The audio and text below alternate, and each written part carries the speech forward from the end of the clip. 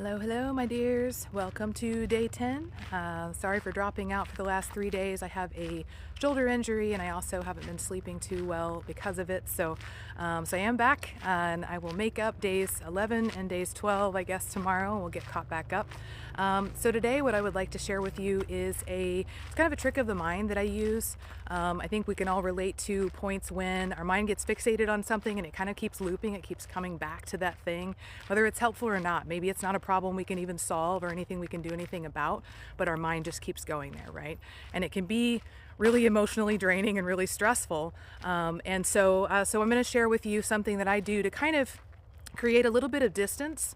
If something's triggering us or if something's really affecting us negatively, if we put a little bit of distance between us and that thing, just even using kind of mental mechanism like what I'm going to show you, it allows you to maintain a healthier perspective about that thing, right? And maybe just sort of go through life with a little bit more calm, a little bit more contentedly. So that's what we're going to do today.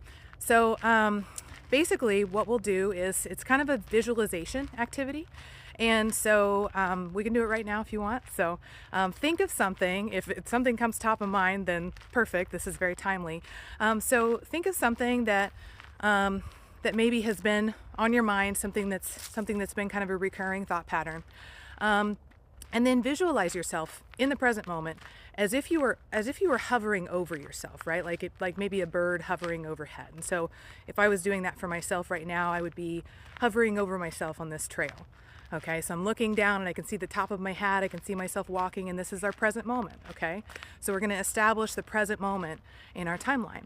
And then let's visualize, let's go to last week, right? So something that definitely happened for you last week. Maybe it was dinner with a friend, maybe it was going to the grocery store, maybe it was a doctor's appointment, something that was a very definitive point in time, a thing that you did, okay? So now you're hovering over yourself in the present moment. You're going to zip back to the past, and now you're going to hover over yourself during whatever that past event was, whether it was a doctor's appointment or grocery store, whatever it was. Okay, so you got that?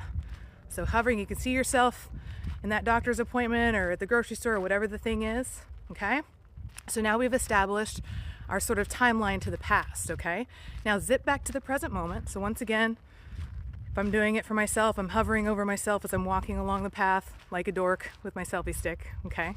All right, now we're gonna go to the future, okay? And so now let's think of something that you know, to the extent that we can know anything in this life, right? That you know is going to happen in the future. So in my case, for example, I'm gonna be getting on a plane next Tuesday to fly overseas, okay? So I'm picturing myself at the airport, right? And so I'm going to zip into the future, and now I'm hovering over myself, looking down at myself at the airport, okay? So now I've established my timeline to the future. And now if you come back to the present moment, which is where that recurring thought pattern is living, right? That story that's haunting us, whatever it may be, notice if there's maybe a little bit more distance in a good way between you and that thing. If maybe taking a trip to the future, taking a trip to the past, it's allowed you to establish potentially a healthier or more spacious perspective, to create some space between you and this thing that's a recurring thought pattern, right?